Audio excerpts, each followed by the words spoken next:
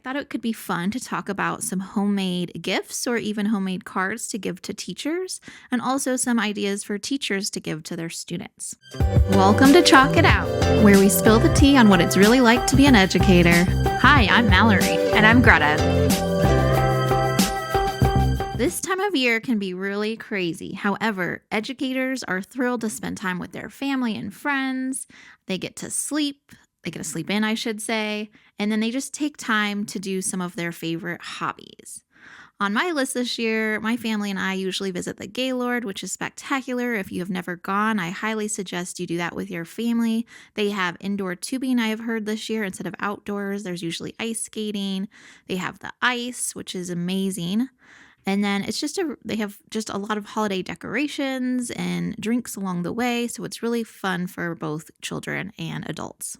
So thinking about wrapping up this week and then everyone will be on winter break, I thought it could be fun to talk about some homemade gifts or even homemade cards to give to teachers, and also some ideas for teachers to give to their students.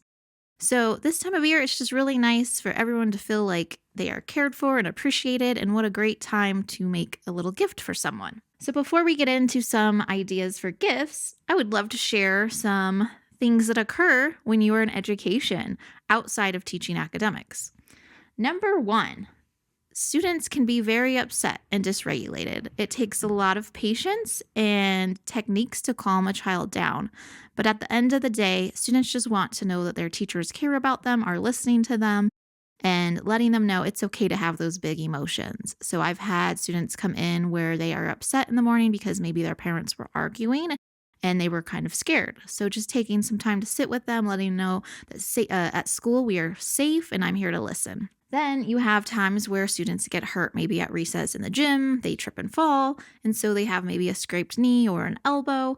And so just letting them know, here I am again, and you kind of have to play the role of a nurse. So you're helping them clean that up, getting them a Band-Aid, maybe if they want a hug, giving them a hug. So as you know, in school, nurses don't always want kids being sent to the nurse just for minor little scrapes. So that is why every classroom usually has like a nurse bag with different things on it for those minor things. Another thing is the restroom. There's a couple of fun stories that I can share about the restroom. So I remember a time where I had walked my class to specials and I was on the way back to my classroom, and all I hear is a cute little kindergartner saying, "I need help wiping." They had never wiped before. It was one of the first days of school. So obviously I didn't want to go into the restroom. So I was kind of screaming at the child, like, you can do it. Just grab some toilet paper and you can do it. Another thing is I've had students that, another kindergartner student who didn't know how to flush the toilet. They were terrified it would make a really loud sound. So again, like, I don't want to flush the toilet is all you hear. Okay. Helping them cheer them on. You can flush it, just run out after you do, and then you can wash your hands in my classroom. So little things like that are really fun. However, people don't ever hear of those things. And then even older students have bad days. So just this year, there was a fifth grader. She started a couple days later than the rest of the school. And so she came in, I would say 30 minutes after the bell had rang. And so she was also scared and crying in the hallway. She was scared to enter the classroom. I happened to see her. So I spoke to her and I was like, everyone has like those jitters on the first day of school. Would you like me to come sit with you for 10 minutes? So we had a nice little conversation. I got to know her a little bit. And then we found a friend in the classroom that was kind of her helper for the day. And then I saw her again at lunch to have a quick check-in. And she was like so excited and she was much better. So checking in on those students help. Illness, other than those scrapes, lots of illness in a school. So I have had, obviously, with the littles, kids sneezing on me, coughing on me. I've even had kids try to wipe your yuckies on my coat. So lots of things like that, lots of germs. And also I've had someone that lost their tooth during CMAS, which when you have CMAS, there's like very severe protocols and you have to follow those. So of course I had to call the office and it's a whole thing. So that's always fun too. But then the kid was really excited about his lost tooth. So he came back and was concentrating on his work. And then, of course, just when you think of a child when they are sick, all they usually want is their mom. So then teachers really have to play that nurturing role and just giving them a hug. It's okay. I'm here for you. What do you need? Obviously, if it's severe, then they're going to go home. But again, teachers have multiple hats.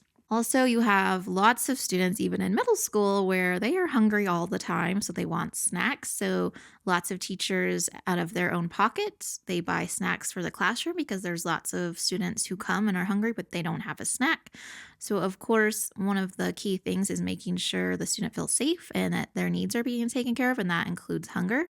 I've noticed big differences just when I give a dysregulated student some snacks, so maybe some pretzels, and then immediately they feel better and they're ready to go back to class. So always have snacks on hand. And if you're willing to donate snacks to your classroom, that would be so appreciated. So, as you can see, teachers have multiple hats that they wear, not just teaching academics. And I do believe every teacher shows up every day because they truly care about students. Some teachers may need some coaching and things like that, but at the end of the day, I really feel like they care about students or else they would not be in education. Also, thinking about they are with your children for about 170 to 175 days a year, which is a lot of days and a lot of time. And so that even does not include just grading materials, planning for instruction. My first few years of teaching, I planned and made a lot of things at home, which I did not mind because once you're kind of in that same role for several years, you can just kind of keep improving and modifying based on your new class. And then they also have to, as we explored the last podcast, they attend different professional learning, different trainings, all sorts of things just to make sure that they are following best practices and research based instruction. And so now let's go over some easy gift ideas for your students. So I would always give my class a small gift. There's lots of ideas. I have used bags in the past, cute cups like this. I go to the Dollar Tree and just get something from there. So there's one for every child in there. And then I put all kinds of things in here. I've done little toys. I have done candy. Kids love pencils and pens, anything like that. And so I would give my class one of these, usually either at winter break or at the end of the year. I put a picture of myself and the student in there, and that's just so that hopefully they will remember me. And I always write like a cute little note that's special just for that student. So that's one thing you can try. So look at the dollar store, Amazon, and get different things for them. They also have these really cute boxes where you could put little things in here as well. I love little organizers like that. Thinking about, so for families out there, here are some ideas for families. Obviously, gift cards are like every teacher loves a good gift card, even if it's just $15 to $20 to say Starbucks, if you know they like coffee. Target is always a big hit. And then if you know their favorite fast foods, that would be another great idea.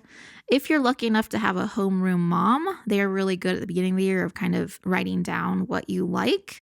That way, during holidays or whatever it is, Teacher Appreciation Week, they know what to get you. And so that's always nice. Some classrooms kind of pile their money into one thing to get the teacher something. And then there are some schools where it's just up to the individual if they would like to bring their teacher a gift. You can always do simply a homemade card. I think those are the most rewarding things that I've gotten in my classroom.